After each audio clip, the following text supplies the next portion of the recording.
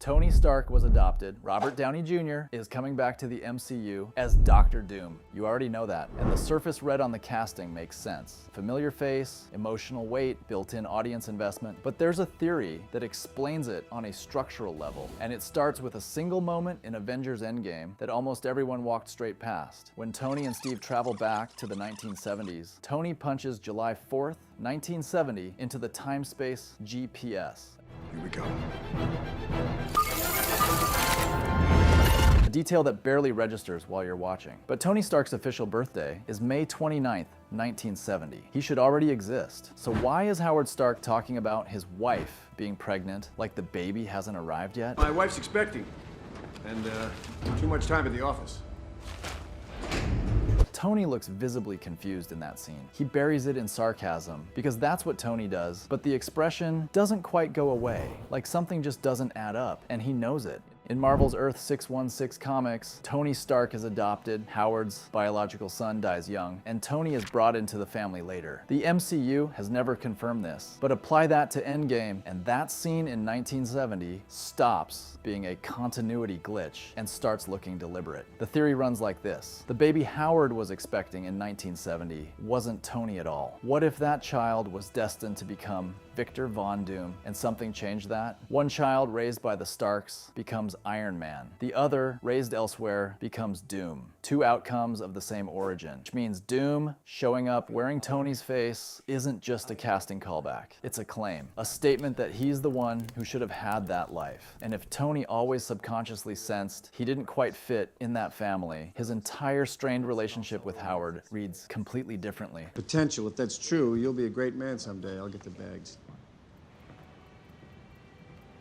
He does miss you when you're not here. There's a bigger question buried here that we'll come back to later. If Doom is going to wear Tony's identity, how does the MCU make that feel like something the story has actually earned, rather than just a visual trick? There's a character being introduced right now that quietly answers it, and it's probably not who you'd think. We'll get there later. Also, before we move on, the Russo Brothers have said publicly that the Doomsday teasers aren't traditional trailers at all. They're something else entirely. We'll unpack what that actually means in a moment, and it's gonna change how you read everything Marvel has been putting out. Hey, if this is already doing things to your brain, the subscribe button is right there. Click it to join the best timeline in the YouTube multiverse. Trailer timestamps. So here's what the Russo brothers actually said. The Doomsday teasers aren't promotional material in the usual sense. They're clues, and fans think they've cracked what that means. Fun fact worth sitting with. Between Infinity War and Endgame, the Russo brothers directed two films that combined made over $4.8 billion at the global box office. When those two specifically say something is a clue rather than a trailer, it tends to be worth following up on. At the end of each Doomsday teaser, just before the countdown appears, a sequence of numbers flashes on screen. They look like dates at first glance, but when you treat them as timestamps and drop them into Avengers Endgame, they each land on a very specific scene. The Steve Rogers teaser carries the code 12420. Jump to 1 hour, 24 minutes,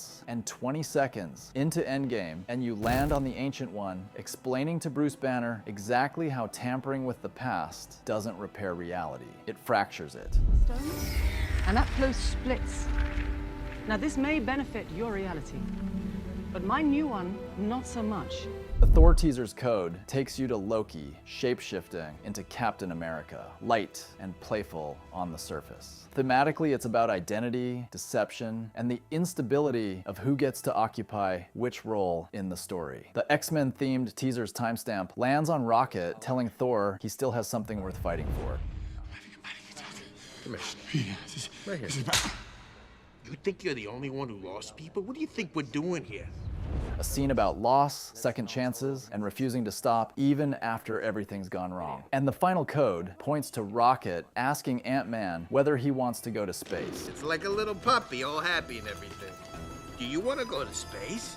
You want to go to space, puppy? A throwaway exchange on the surface. But that's the exact moment the Avengers fully commit to the time heist. The moment they collectively decide that breaking reality is acceptable as long as the outcome feels right. Individually, those scenes look scattered. Together, they tell one very specific story. Every single one is a moment where the Avengers justify rewriting the universe. These aren't random clips pulled from a beloved film. They're a record of the decisions that may have caused Doomsday in the first place. Marvel has been quietly publishing the receipts. Doomsday already happened. Following that logic to its most unsettling conclusion leads to a theory that reframes the entire structure of the film itself. What if the countdown we keep seeing isn't building toward the event? What if Doomsday has already happened? The key is Loki. By the end of his series, Loki doesn't just hold the multiverse together, he becomes its anchor, sitting at the center of all timelines simultaneously, able to see the past, the present, and every possible future at once. He exists outside linear time the same way He Who Remains once did. If Loki can see everything, then the Doomsday clock isn't counting toward a battle, it's counting toward finality. In this theory, Doom has already won from Loki's perspective. What we're actually watching are the ripple effects, timelines being quietly adjusted as Loki tries to change an outcome that has already been decided. The countdown represents the last window where reality is still editable. Once it hits 0, the timeline locks. No revisions, no corrections. And when Doomsday is finally revealed to the wider universe, it's already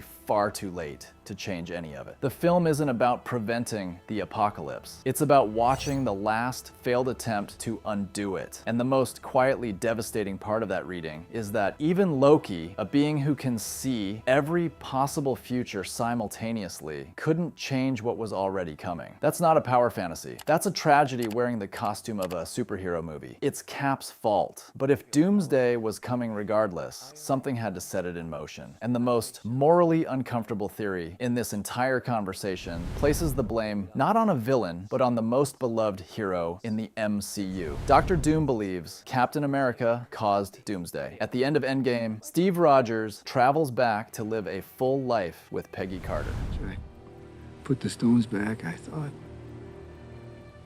maybe I'll try some of that life Tony was telling me to get.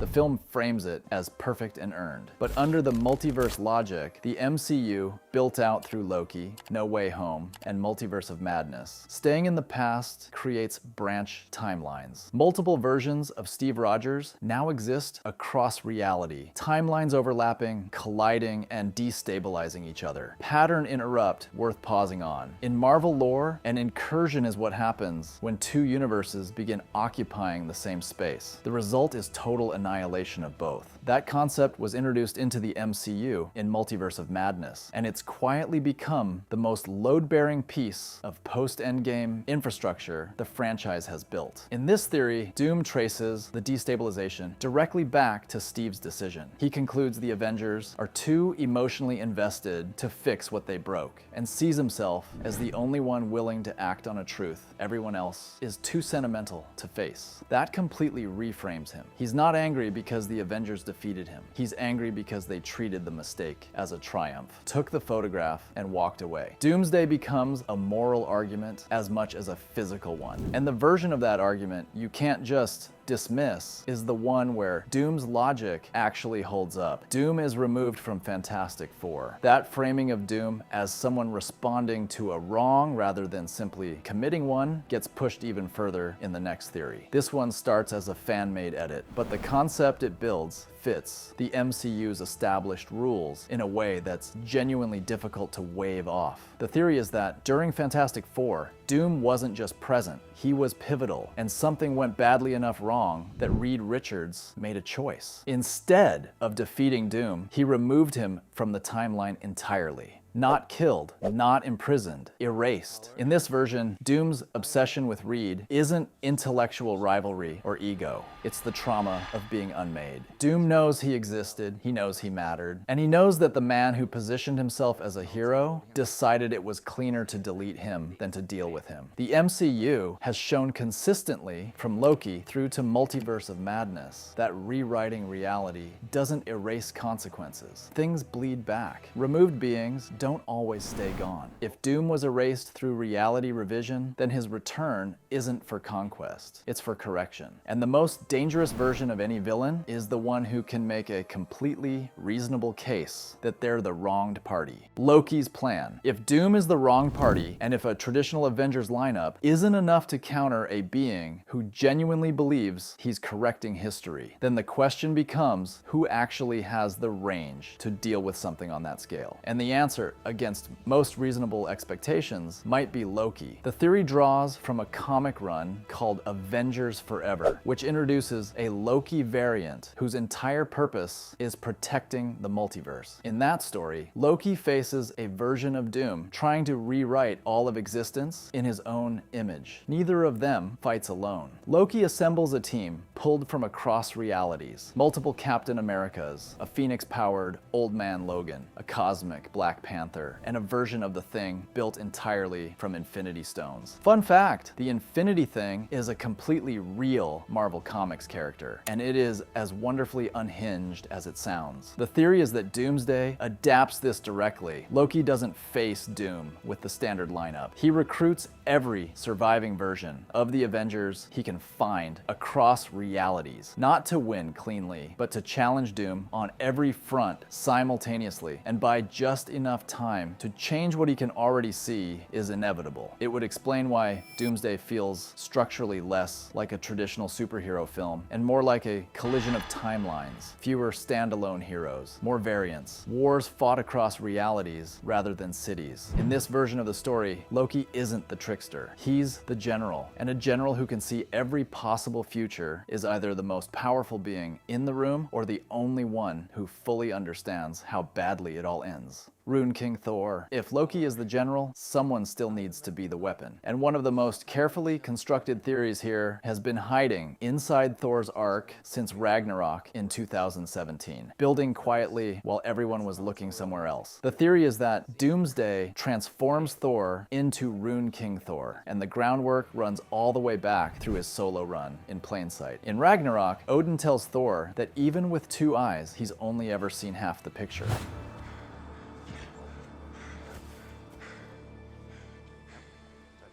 Even when you had two eyes, you'd see only half the picture. In Norse mythology, Odin gives up an eye to gain wisdom. In the comics, Rune King Thor follows the same path, sacrificing everything to understand the runes that govern reality itself. The theory reads Odin's death not just as an emotional beat, but as a narrative handoff from father to son. From Ragnarok onward, Thor's journey has been about stripping away false power. In Infinity War and Endgame, he collapses under grief and failure. In Love and Thunder, he redefines what being a god actually means, moving from conqueror to protector. His adopted daughter is named Love. In the comics, the path to Rune King Thor requires sacrifice, humility, and legacy. Thor has been ticking those boxes, one film at a time, without anyone naming it out loud. There's also a detail from Age of Ultron worth flagging. Thor's vision in that film includes imagery tied directly to the rune path, Yggdrasil, and the Norns on a cosmic scale that felt abstract at the time. Wake up!